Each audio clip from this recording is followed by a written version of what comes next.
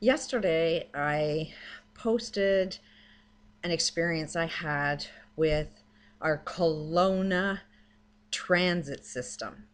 And trust me, being on a welfare system and losing my own personal transportation and forcing me to rely on a transit system. There's no way in hell I would ever apply for any job when I know that the only way I can get to work is through our transit system, because they don't give a shit what time they show up at, they don't follow schedules, and plus they'll put you in a really, really bad mood because it's pretty bad. And that's why when I seen somebody do such an outstanding job, he stood out so much, I had to go out of my way and give the compliment. Today, however, I had the biggest nightmare driver you would can't believe. Where to begin? First, I'll explain one story that while you're waiting for these buses that are like half an hour late or don't even bother showing up, you talk to other people that are waiting and you find out some of their experiences. And one experience was some guy on a wheelchair tried to get on a bus, and then they refused him service. They refused to let him on the bus because the guy in the wheelchair didn't know how to lock his wheelchair on the bus, which the bus driver is supposed to know, supposed to help him out as much as possible. I've been on these buses, I've seen helpful drivers, but this guy obviously didn't want to help anybody out, especially some guy in a wheelchair. Can you imagine being in a wheelchair and not having any transportation whatsoever, yet you paid for the service? And apparently, when this guy kicked him off, half the people on the bus got off the bus as well. They were so pissed off. Everybody, I guess, got on their cell phones and were making complaints. Now, that's one of the horror stories that went on with this service. Today, um, when I went to catch the bus is supposed to be there at 7 o'clock, and it's right across the street from me. So I leave my house 10 minutes early, and I'm only across the street.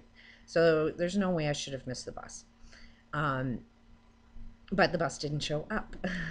It was the second bus that shows up. And I've seen this happen lots of times, and you talk with other people, and I've seen three buses, um, two never show up, and we caught the third bus on the route. So two buses obviously were taken out of service, and nobody was told about it. You just are thinking, oh, the buses are, running late, or traffic or whatever. No, that's not the case. They just aren't even there. They almost like pull them off the route. So today, that's how my morning started. Is the bus didn't even show up, and I caught the second bus, and I'm like still in a good mood. It didn't bother me at all. No big deal. It just was running late. It's something that I know I'm going to have to deal with, that these buses don't show up, and that's not pissing me off, but I'm trying to get a better handle on the times because I'm not wearing a watch. So when I left this, went to work out, went to the gym, and then went to catch my bus, I looked at the time, um, and I should have technically, had to run for the bus because I only had 5 minutes to run to the bus stop, which was a good 2 blocks at least to get to the bus stop. But I'm walking over there, and at least I should have seen if I was going to miss the bus, um, because technically I would have had more than enough time to catch that bus. I should have seen it at least drive by if I was to miss the bus, because just the way I had to walk, I would have seen if I missed the bus. But it didn't show up. And then when I got to the bus stop, I was sitting, pacing and pacing. It's quite cold this morning. And I don't have a watch, so I don't know how long it was, but it felt like a good 10, 15 minutes. So when the guy came up, I asked him which bus I was catching. I was friendly. I wasn't pissed off. I'm just thinking it was my mistake. What bus am I catching? Am I catching, 9:20 or the 9:30 bus?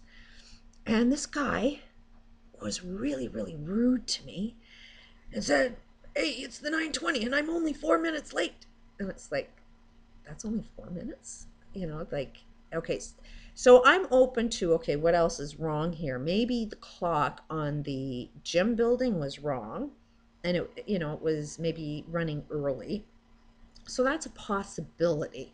So I wasn't going to be, too offended um, by a bus being late. It's just I'm trying to figure out the schedule, and I thought I had the right to ask the question, which bus am I getting on?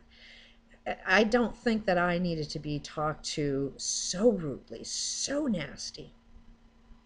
So then when we get to my stop, it's at the college, and there's a bus that parks parallel to the curb. And then there's always, always, always another bus that parks parallel to the one on the curb, which means that people have to get off of that bus and walk into traffic. And there's so much potential accidents just seeing how they park those buses and where they get on and off. Like it's an accident waiting to happen. But this guy parks behind the first bus that's on the curb, and it blocks all traffic. There's absolutely no way you could ever get hit by a car because no car can come because he's blocking. Nobody can come into the parking lot. Nobody could leave the parking lot. He blocked everything. And he was doing it because the bus in front of him, they were getting a couple of wheelchair people were getting on, and it was taking a long time. And he wanted to wait until that bus had left before he pulled up. Now, this was taking a good 5-10 minutes. And he already admitted that he was running late. And while he admitted that he was running late, he stood at a stop even longer. When with the bus stop that I got on, he sat there for a bit before he took off. He wasn't just let me on and then drove. He was sitting there, and he was having a nice little conversation with some guy about sports. And he was more focused on the conversation about sports than he was doing his job. Knew who this guy is. The bus was 9713. He had dark hair and 40 years old. So anybody else that's taken the bus, kind of look out for this guy. He's a really, really angry person. When we got to the college, and after probably about 5 minutes, I asked the guy if he could just open the door. I'm not going to get into an accident. You've blocked all of the traffic, and I'm running late. The guy starts yelling at me and putting me down, and I should be patient. And, if he opens the door, he's out to get sued. And, it wasn't even him trying to be friendly as he's explaining it. No, he's yelling at me and he's putting me down and criticizing me, and everything's wrong with me. And he's all, Mr. Perfect. Meanwhile, everybody that's on the bus, you can sense that everybody just wants to get the hell out. There was another lady that was behind me that she said, like when I asked, hey, am I the only one here? Nobody would speak up. The way this man was talking, it was almost like everybody was too scared to speak up. The one lady was like, I really feel trapped. I really, really feel trapped. And she kept talking under her breath. And, she had sunglasses on and covered and everything. So it was really hard to see what was going on with her. But I sensed that she was just as trapped as I was. And just the negative energy that this guy was throwing out was horrible, horrible. No human being should be treated the way this man treated me. So yesterday I made, a comment that we should go out of our way, and that if you, pay too much attention to negative grows. So, here's an example of where, okay, what do you do in this situation? Like, do you just completely ignore this abusive behavior? Or do you make your complaint to sort of, got to make some changes here because this is dead wrong? So I phoned the city, made my complaint, and found out that this guy is best friends with the head of the union. And that as soon as they seen this guy's name, as soon as they related to this girl was like, we got problems with that guy, but he's friends with the union guy, so he's allowed to do whatever he wants. And they said that there's no way we can fire any of these people because of the union. So when we want to see why everything is screwed up, yes, it's the CEOs, but it's also these unions. These unions want license to do whatever the hell they want to do and collect as much money as possible, and not do the job. So there's my beef today. We got to know how many ways we're screwing up, because there was zero consideration for other people. And while this guy is thinking he's so right, he doesn't know how much harm he's doing to other people. And then I did some research on the union and found out that a year ago, one of the bus drivers, I guess, was assaulted.